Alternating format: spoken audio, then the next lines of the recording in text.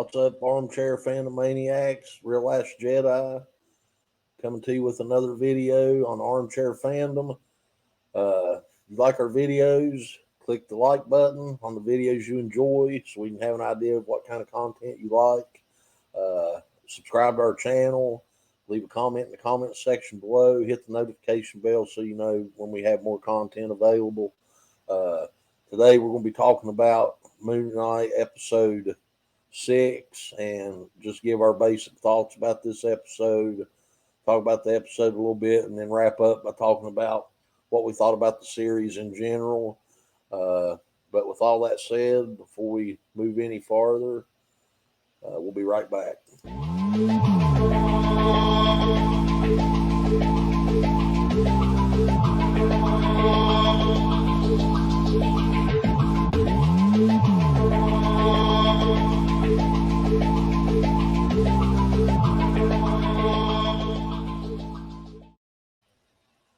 Darth Pane. Oh, I was just funny you contact me again, Lucas. I was just reading the story about you, the 100-Year Darkness, talking about your times during school years. Yeah. That was a bad time, but I'm still here and you still don't know where I'm at. Oh, I figure it's either turf toe, octo, or a cut-off toe. One of these great hangout joints, local dives you like to go into. Can't be on the great luxurious planet of Korriban. Disregard the Sith hounds and all the dust blowing around. This place is where you want to be. Don't be a hater, man. Don't be a hater. Oh, trust me. You used to tell me all the time, don't be jealous. I'm not. I can't tell. But, you keep believing what you say there. No attachments. Moon Knight episode 6. Right. We touched on it a little bit in the last video, but it starts out, episode 5 ended with the scales balancing, and you got Steven in the what do they call this place? The do-what, I think is what I heard them calling it. It's the place where the souls of the damned go. Yeah. And but Mark is allowed after Steven's thrown off the ship, and that part of his personality has gotten rid of. Mark is able to cross into the Sea of Reeds and live in peace, so to speak. But we never seen the heart of a character that shows up in the post-credit scene. We never saw his heart judged. So that leads me to believe that he never died to start with. And this was just simply all this stuff going on the ship with the Hippo God and all that was just Mark Spector's dream that was taking place after he had been shot 2 times in right. the chest. So that's where it picks up. We see Stephen, Mark, decide he needs to go back and rescue Stephen, and he does, and takes him into the gate that was closed earlier. And I'm believing, if I'm wrong, I apologize, but I'm believing it was the gate that led to Osiris, the Egyptian god Osiris. And once they walk in that gate, we see the character come to, and he's not dead. What do you remember? That's what I remember as well, and once this episode probably moves along the quickest of all the preceding 5, because it's only 44 minutes in duration, and once they get all that worked out, and Mark Spector gets Layla gets the thing with Khonshu and everything starts moving along pretty quick, and the action picks up fast and furious, for lack of a better term.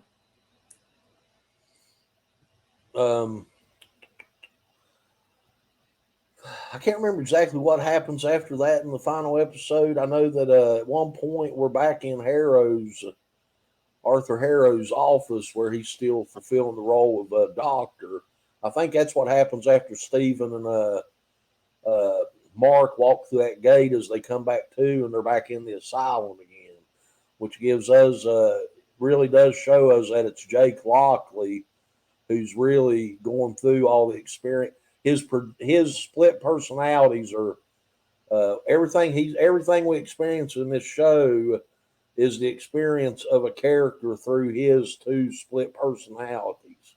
Yeah. And so we wake back up in Harrow's office, and the one thing that leads him to realize that what they're experiencing in this so-called insane asylum, the characters are clued off to the fact that it's not real when they see Arthur Harrow walk around the desk and they see blood under his footsteps, which takes us all the way back to the start of the series. First episode. The very first scene is Arthur Harrow crushing glass and putting it in his shoes, right, and walking around on glass. Right. So after that, they snap to, I'm pretty sure, and now we're back in reality, and there's still got to be a showdown between Amit and Khonshu through their avatars. And there was some good visuals in this episode as far as Khonshu and Amit fighting in the background and their gigantic size, and then their avatars actually fighting in the foreground. And then the character of Layla becomes the Scarlet Scarab. Yeah. Which I'm pretty sure in the comics was a male.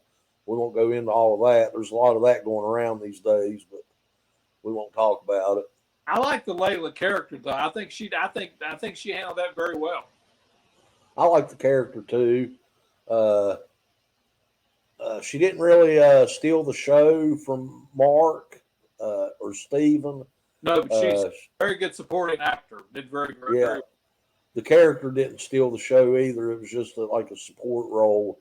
But all these battles all play out. It's action from here on out. Was it this episode or the last? Do we get any flashbacks to the abuse that went on? In the preceding episode 5, I believe. Because this episode was 44 minutes. Now, there's toward the end, you see it a little bit, I think, where you see his dad or something like that. But, I mean, most of the flashbacks were in the preceding episode, I believe. Yeah, I'd have to check that out. If we got that wrong, we apologize. We didn't get to these reviews as soon as we wanted to, but that's the nuts and bolts of this series, pretty much. The end of it, refresh my memory exactly how it ended. Where does the how does the actual episode end? Because the actual end was in a post-credit scene, right? Which gives you the information you need to tie all the rest of the series together. How did the actual episode itself end? Well, you had the impression, or that you assumed that, because Mark Spector is like you told us that that we've got you set free and won this, that you would set us free. And you got the impression that Khonshu had freed Mark Spector and Steven from being his avatar. But as for what happens in the post-credits scene, you can see that was a bait and switch. But what happened to Arthur at the end of this episode? Not at the end of the post, not at the end of the post-credit scene. But what happened to him at the end of this episode? He gets hurt in the battle, but they just see they take him away, if I remember correctly, and you're not really sure what happens to him. Because they were wanting to kill him. Don't we get a scene where he wakes up as the mental patient?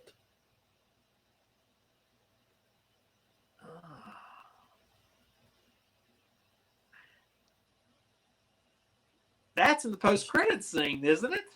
Is it? I'm not sure.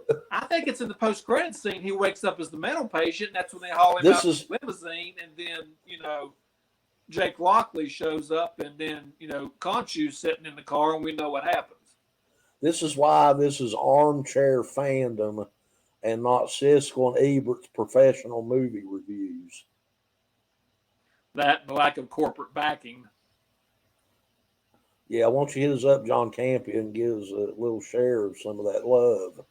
Anyways, we see all these fights go on, the episode ends, and like you're saying, the credits roll, and we get to the post-credit scene, which the MCU's famous for. You got to sit around and get your little crumbs of what's coming in the future. And we see this limousine pull up, and Arthur Harrow walks out and gets inside, and sitting across from him is Khonshu, and they have a little bit of an exchange. And Khonshu says, "I'd like to introduce you to Jake Lockley." And Oscar Isaacs, who played Stephen and Mark, turns around and shoots Harrow. So Harrow's done, but that's the information that ties all the rest of the show, the rest of the series together, and it helps you make sense of every other scene. Is the fact that Mark and Stephen were split personalities of this Jake Lockley character. Right. And I believe Jake Lockley is the one that experienced all of the abuse and everything. My understanding in the comics, Jake Lockley was a taxi cab driver. I guess he's graduated from taxi cab driver to full-fledged assassin, because I was always under the impression in the comics Mark Spector was the dominant personality, or was the guy. But apparently you can change it up against their character, their IP. But I was certainly taken for a swerve when I saw that those credits. They could still swerve us somehow and make Jake Lockley a split off of Mark that we've never met yet somehow. I mean, you can write it that way, I guess. But the only conclusion we can draw with the information we're given in this series is that Mark and Stephen were both created split personalities of this Jake Lockley. Yeah. Yeah, I would agree with that. And again, you just, it's just that little bit of undertow going on with the character itself. I mean, the one thing about the show is we didn't get to see the actual character of Moon Knight in the suit for no more than 10 minutes in 6 episodes. That's frustrating. But I think they did set the stage for him to appear in the further darker MCU going forward. The Doctor Stranges, the Blades, Ghost Rider, etc. Yeah. All right. Yeah, that's going to sum up this series. Right. I enjoyed the series. It's not like there's been some things I've watched, not necessarily for this channel. Like, for example, I used to be a huge Walking Dead fan. I was there from the very first episode and up to about 8 seasons. I watched it every Sunday night when it came on. Watched it live. It wasn't none of this wait a day or two to watch it. I had to be there when it aired to watch it. But the last few seasons of it, I've caught myself being behind like 2 or 3 episodes. I like this series enough that I didn't put the episodes off. As soon as I could watch them, I watched them. Right. Well, like you say, I like the fact the previous, we saw on Netflix when they had, Daredevil, Luke Cage, Iron Fist, and all, they dumped them all at one time. You could binge watch them. I like the way Disney Plus doesn't have a 1 episode a week. Get you something to look forward to, and that way you can, have something to watch. And I prefer this format much better. Yep. With that said, I'm going to say this series, I'd probably give it just because it's a series and not an actual movie. I usually enjoy movies better. I'd probably give this a 7 out of 10. 7.5 out of 10. I'd give about 6.5. Yeah. All right, man. With all that said, we'll be back with more videos going forward. If you like any of our content, have ideas for our content, you can always leave a comment in the comment section below. Hit the like button. Subscribe to our channel. Hit the notification bell. All that stuff, whatever he said. And you can, hook up with us on Facebook at the Facebook group Armchair Fandom. And as you can tell from this guy, it's where all the other dorks hang around. So if you proudly wear that badge, come look us up. And Twitter at @armchair_fandom. And we'll talk to you later. Later, guys.